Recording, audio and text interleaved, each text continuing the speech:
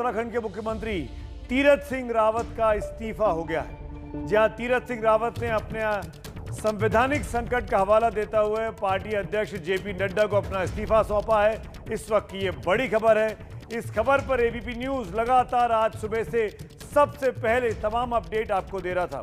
सबसे पहले ये खबर भी एबीपी न्यूज ने दिखाई कि रावत का इस्तीफा हो सकता है, और फिर रावत का इस्तीफा जब हुआ तो वो खबर भी सबसे पहले एबीपी न्यूज ने ही अपने दर्शकों तक पहुंचाई है।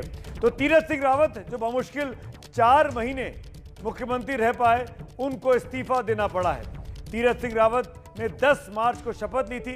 त्रिवेंद्र सिंह रावत को हटाकर उनको मुख्यमंत्री पद की जिम्मेदारी बीजेपी आलाकमान ने सौंपी थी, लेकिन तीरथ सिंह रावत के तमाम विवादित बयानों के बाद और उसके बाद जिस तरह का माहौल कोविड की सेकेंड वेव के बाद बना उत्तर प्रदेश से लेकर उत्तराखंड तक, उसके बाद उनके चुनाव को लेकर, बाई इलेक्शन को लेकर बहुत से सवाल खड़े किए जा रहे थे। आपको बता दें, तीरथ सिंह रावत लोकसभा के सदस्य हैं, वो विधानसभा के सदस्य नहीं हैं। 6 महीने के भीतर उनको विधानसभा का सदस्य होना था, पर तीरथ सिंह रावत के लिए ये शक हो गया कि क्या वो चुनाव होने पर अपनी सीट कोई भी जीत सकते हैं।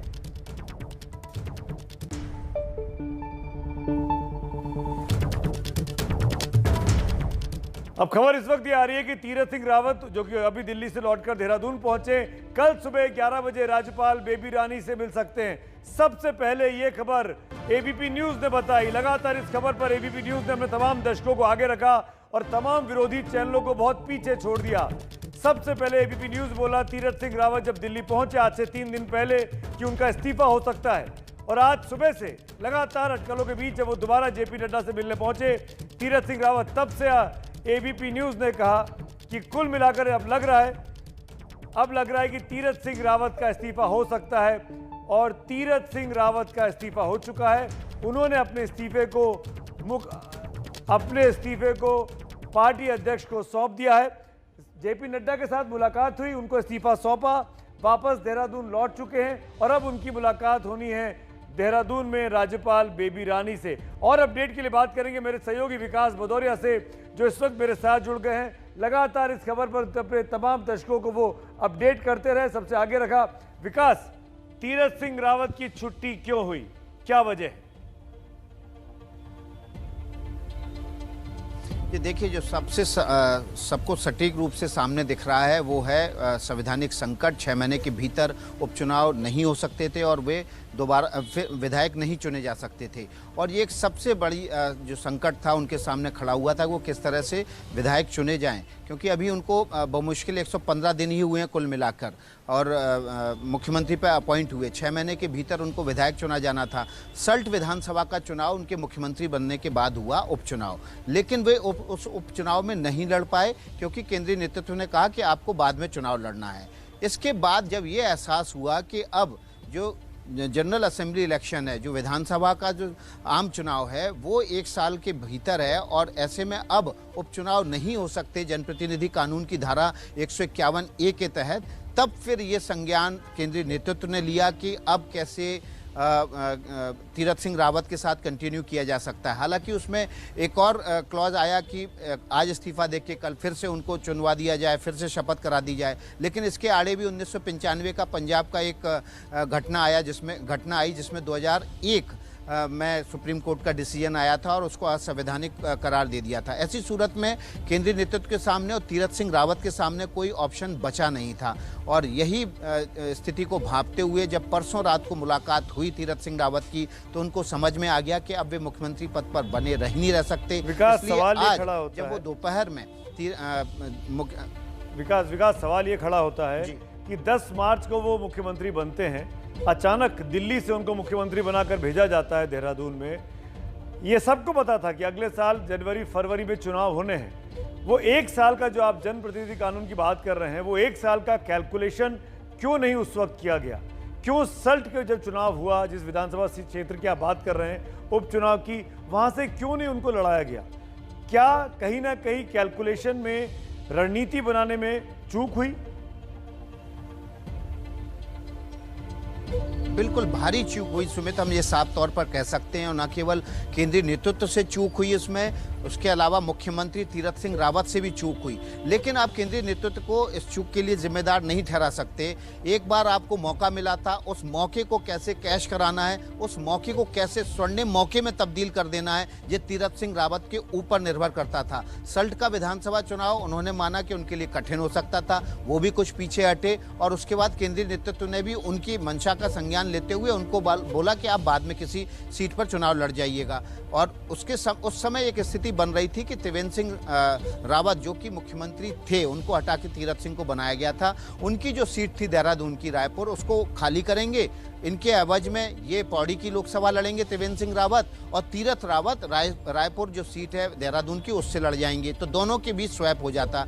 लेकिन ये स्थिति बनती उससे पहले ही ये साफ हो गया कि अब 1 साल के भीतर हो गए बचे हैं आम चुनाव में विधानसभा के। ऐसी सूरत में अब उपचुनाव हो ही नहीं सकता। तो न केवल 2 सीटें खाली होते हुए भी, गंगोत्री की विधानसभा सीट, हल्द्वानी की विधानसभा सीट होते हुए भी अब तीरथ सिंह रावत के सामने कोई विकल्प नहीं बचा था, इसलिए उन्होंने इस्तीफा दे दिया। विकास साहब रहिए मेरे साथ, हमको ये नहीं भूलना चाहिए, तीरथ सिंह रावत जब 10 मार्च को अचानक मुख्यमंत्री बनाकर भेजे गए देहरादून दिल्ली से, क्योंकि तीरथ सिंह रावत अभी भी लोकसभा के सदस्य हैं, उन्होंने अभी लोकसभा की सीट से इस्तीफा नहीं दिया है।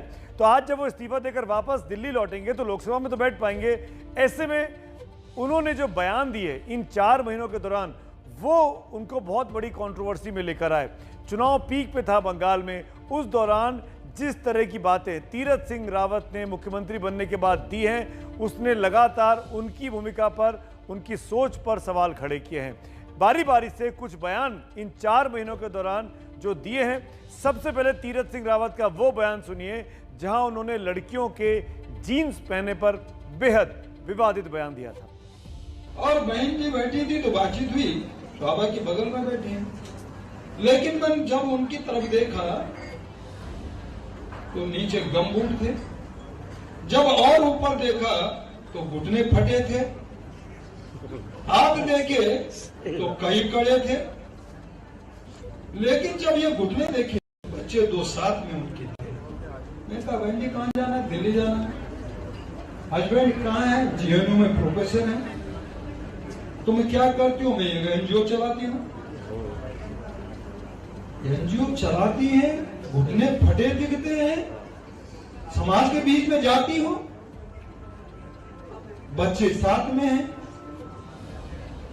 क्या जीन्स पहनती हैं, बच्चे साथ में हैं, इस तरह का बयान मुख्यमंत्री बनने के बाद तीरथ सिंह रावत ने दिया। विकास भदौरिया मेरे साथ है। विकास बहुत फॉलो करते हैं भारतीय जनता पार्टी को और इस पूरे घटनाक्रम को।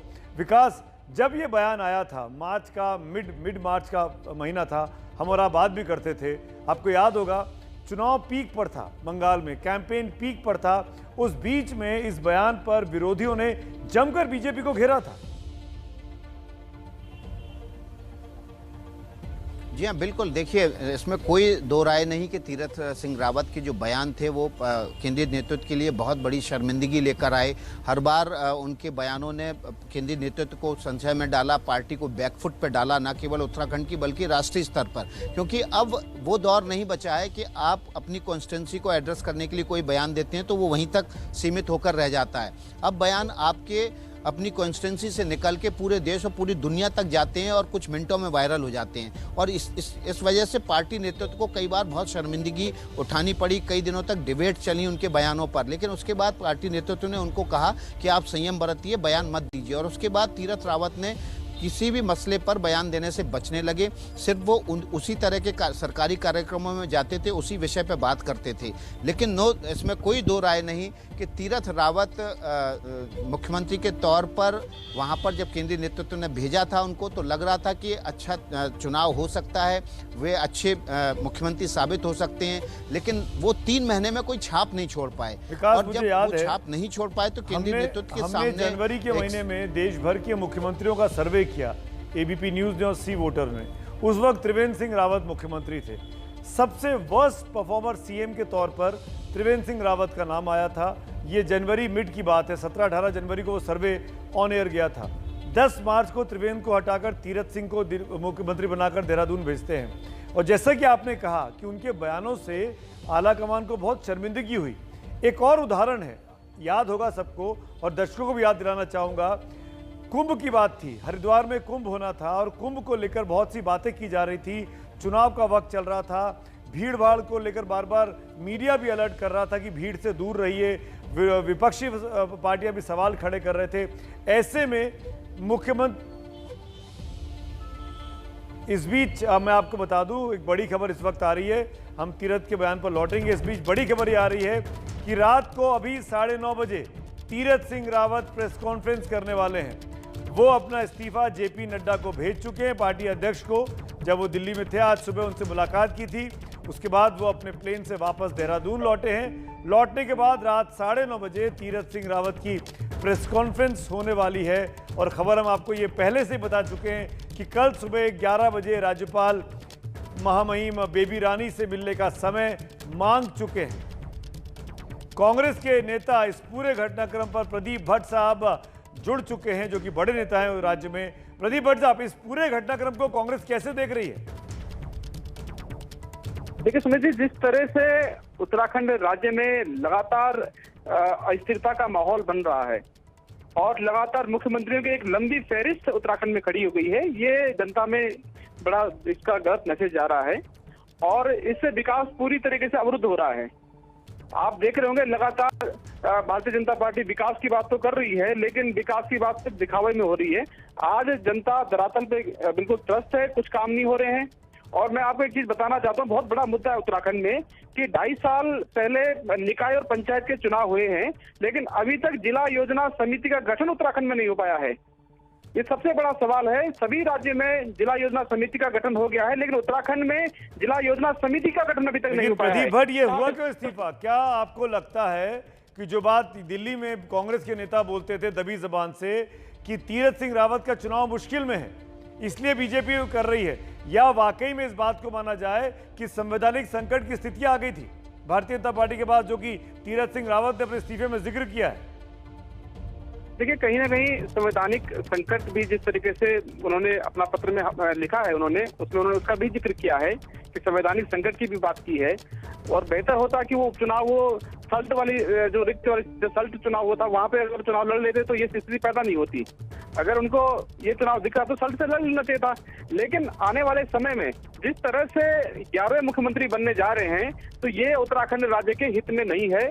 और जिस तरीके से उत्तराखंड की जनता के ऊपर एक के बाद एक मुख्यमंत्री थोपे जा रहे हैं, ये कहीं न कहीं उत्तराखंड की जनता, जब से, क्योंकि उत्तराखंड जब अलग हुआ था उत्तर प्रदेश से, आप देखिए कि उत्तर प्रदेश में जब बाई इलेक्शन होगा, क्योंकि तमाम सीटों पर बाई इलेक्शन होने हैं, 2 सीटें खाली हैं आपके, अभी भी इंदिरा जी वाली भी सीट खाली हो गई है। आपको लगता है कांग्रेस कुछ कर पाएगी? क्योंकि बीजेपी की तो बहुमत है, बीजेपी की तो सरकार वहां चल रही है। नहीं तो उपचुनाव कहाँ होगा? नहीं होगा ना, उपचुनाव फिर होगा ही नहीं, इन चुनाव को उपचुनाव ही नहीं होगा। चलिए प्रदीप भट्ट, बहुत बहुत शुक्रिया प्रदीप भट्ट साहब। साफ तौर पर संवैधानिक संकट के जो बात जिक्र विकास कर रहे थे, उसी बात का प्रदीप भट्ट जिक्र कर रहे थे। लेकिन जो बात मैं विकास से पहले कर रहा था, मेरे सहयोगी विकास भदौरिया हमारे साथ जुड़े हुए हैं, कि तीरथ सिंह रावत ने जब उत्तराखंड की कमान संभाली थी तो एक कहावत है ना पुरानी कि पूत के पांव पालने में दिखाई देते हैं, वही कुछ हुआ। उन्होंने एक के बाद एक विवादित बयान दिए, जिससे पार्टी आलाकमान को बहुत शर्मिंदगी महसूस हुई। हरिद्वार में कुंभ होना था, बंगाल में चुनाव चल रहा था, भीड़ भाड़ थी, कोरोना की सेकेंड वेव की बात आ चुकी थी, लगातार आंकड़े, संख्या पेशेंट्स की सामने आ रही थी। ऐसे में जब तीरथ सिंह रावत से ये पूछा गया कि कुंभ जो कोरोना है वो कुंभ की वजह से सुपर स्प्रेडर, वो पूरा इवेंट बन सकता है, तो क्या कहा था मुख्यमंत्री होने के नाते तीरथ सिंह रावत ने कुंभ के ऊपर, कोरोना के ऊपर? उसको सुनिए।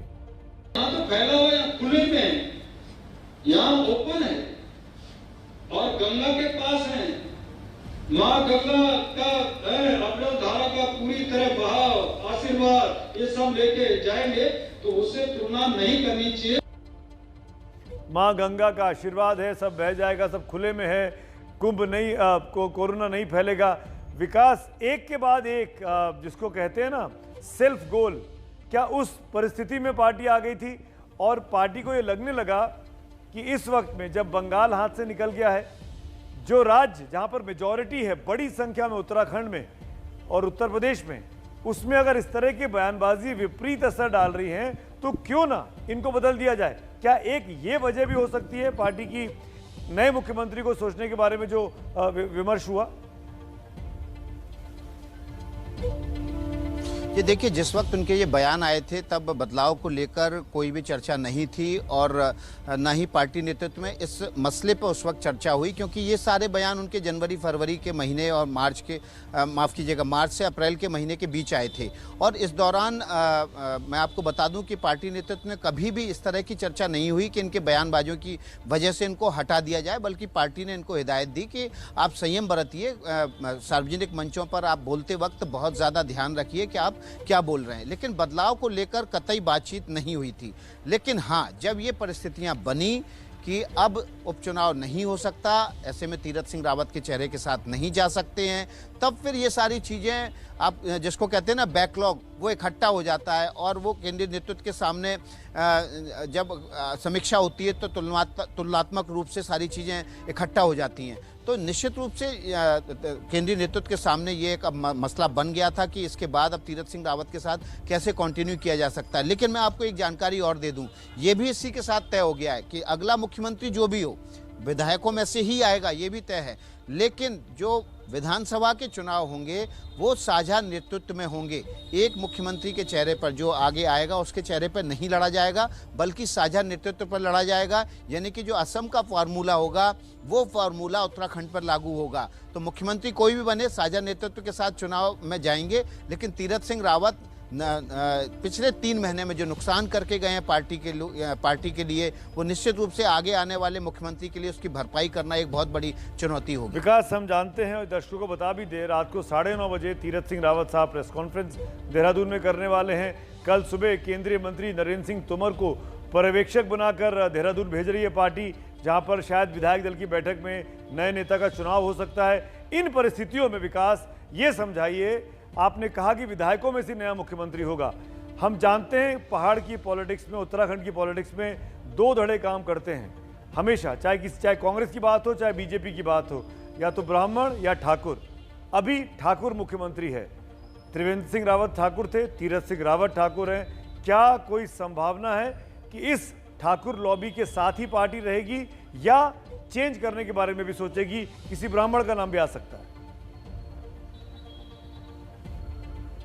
देखिए, बिल्कुल ब्राह्मण का भी नाम आ सकता है, लेकिन आमतौर पर जो पहाड़ की राजनीति है वो पौड़ी गढ़वाल, पहाड़ और ज़मीन, और ठाकुर और ब्राह्मण, ये 6 कोणों पे बटी हुई है। ठाकुर को हटा के, चूंकि उत्तराखंड ऐसा राज्य है जहाँ ठाकुर आबादी सबसे ज़्यादा है, उसके बाद ब्राह्मण आबादी, फिर दलित आबादी, अनुसूचित जाति की आबादी, इस तरह के हैं। लेकिन ठाकुर को हटा के किसी गैर ठाकुर को वहाँ मुख्यमंत्री बनाना, ऐसा रिस्क शायद ही आला कमान ले। हालांकि प्रधानमंत्री नरेंद्र मोदी और राष्ट्रीय अध्यक्ष जेपी नड्डा ऐसे कई एग्जाम्पल रख चुके हैं सामने, जब उन्होंने जातीय राजनीति को दरकिनार करते हुए नेता का चुनाव किया। जैसे गुजरात में आपको पता है कि वहाँ पर मुख्यमंत्री ना पटेल हैं, ना वो किसी ऐसी बिरादरी के हैं जो बहुसंख्यक हो, वो जैन हैं। तो ऐसी राजनीतिक रूप से वो संकेत देते रहते हैं कि जातियों को खत्म करने के लिए वे आगे आ सकते हैं। इस बार लेंगे क्या, क्योंकि चुनाव बिल्कुल 6 महीने बाद है, 8 महीने बाद चुनाव होना है। ऐसी सूरत में क्या वो एक बड़ी आबादी की नाराजगी मोल ले सकते हैं क्या?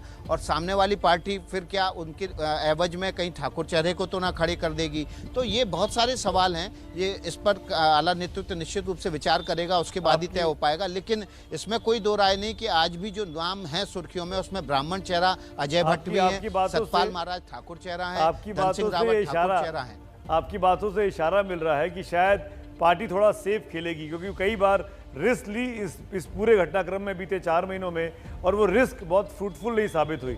ऐसे में लगता है, विजय विकास खुलकर तो नहीं बोल रहे हैं, लेकिन मेरा इंटरप्रिटेशन है ये, ऐसा लग रहा है कि अगला मुख्यमंत्री भी ठाकुर शायद ज़्यादा हो, ताकि बीजेपी के साथ जो वोट बैंक बना हुआ है वो कम से कम बना रहे, वो नाराज़ होकर कांग्रेस उसको बनाने की कोशिश ना करे। आम आदमी पार्टी भी वहाँ चुनाव लड़ने की कोशिश कर रही है। लेकिन विकास, आप मेरे साथ रहिएगा, जो कि बात हम तीरथ सिंह रावत की कर रहे हैं, उनके बयानों की कर रहे हैं, तो एक और किस्सा आपको सुना देते हैं इन 4 महीनों में उनकी कारगुजारियों का।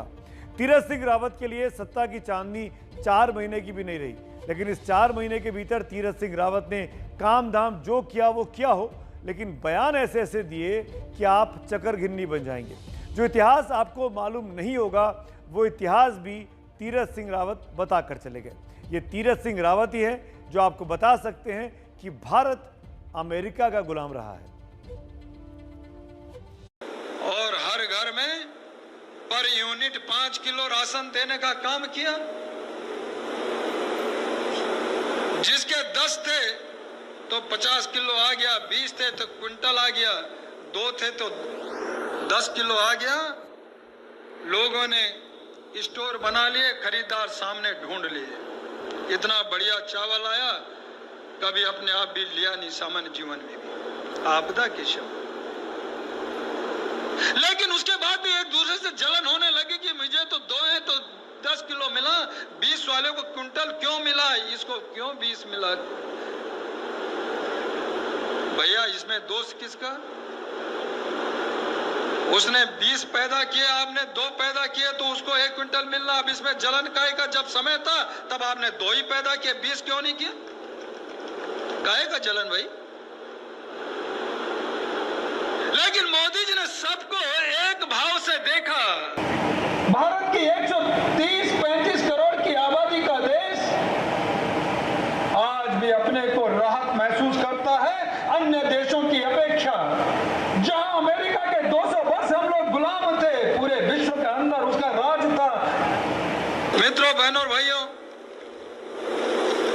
ये उत्तराखंड केवल प्रदेश को नहीं तो देश और दुनिया को हवा भी देता है, पानी भी देता है। यहाँ की पानी और जवानी बेकार न जाए, इसके लिए हम प्रयासरत हैं। तो सुना आपने कुल मिलाकर जो परिस्थिति है भारतीय जनता पार्टी की, जिस उत्तराखंड में बीजेपी बहुमत के साथ आई, भारी बहुमत के साथ आई, वो भारतीय जनता पार्टी अब 4.5 साल में तीसरा मुख्यमंत्री राज्य को देने वाली है। और बीते 4 महीनों में ये तीसरा मुख्यमंत्री होगा। मार्च में एक गया, जुलाई में दूसरा जा रहा है और अब तीसरे की बारी है जो कि चुनाव कराएगा। मेरे साथ विकास भदौरिया जुड़े हुए हैं। समय की कमी है विकास, लेकिन जाते जाते वो नाम पे चर्चा करनी जरूर है। वो कौन कौन से प्रोबेबल्स हैं जो इस रेस में इस वक्त आगे चल रहे हैं? आपके सूत्र, पार्टी के बड़े नेता आपको क्या जानकारी दे रहे हैं? और एक बात और, क्या अनिल बलूनी वो नाम हो सकते हैं? उनका नाम बार बार चलता है। जी देखिए, बिल्कुल अनिल बलूनी नहीं होंगे, क्योंकि इस बार चुनाव जो विधायक होगा, जो मुख्यमंत्री होगा, वो विधायकों में से चुना जाएगा, इसलिए अनिल बलूनी रूल आउट हो गया नाम। इसके अलावा मैं आपको बता दूं कि जो मुख्य नाम उभर कर सामने आ रहे हैं, वो नाम इसमें सतपाल महाराज और धन सिंह रावत का ही प्रमुखता से लिया जा सकता है, क्योंकि दोनों विधायक भी हैं, सीनियर भी हैं। धन सिंह रावत संगठन मंत्री भी रह चुके हैं पहले, संगठन का अच्छा खासा उनको अनुभव भी है। तो होगा कौन, ये तो आला कमान ही तय करेगा। और 2014 के बाद बीजेपी में कौन मुख्यमंत्री कहां पर कब बनेगा, ये प्रेडिक्ट करना बड़ा मुश्किल है। और इसलिए बड़े नेता भी इस पर चुप्पी साधे हुए हैं। वे यही कहते हैं कि विधायक दल की बैठक में ही पता चलेगा कि कौन होगा मुख्यमंत्री, जब पर्यवेक्षक अपना नाम रखेंगे और वहां पर मोहर लग जाएगी, जैसा कि तीरथ सिंह रावत के साथ भी हुआ। चलिए, बहुत बहुत शुक्रिया विकास इस पूरी बातचीत के लिए, अब इस अपडेट के लिए।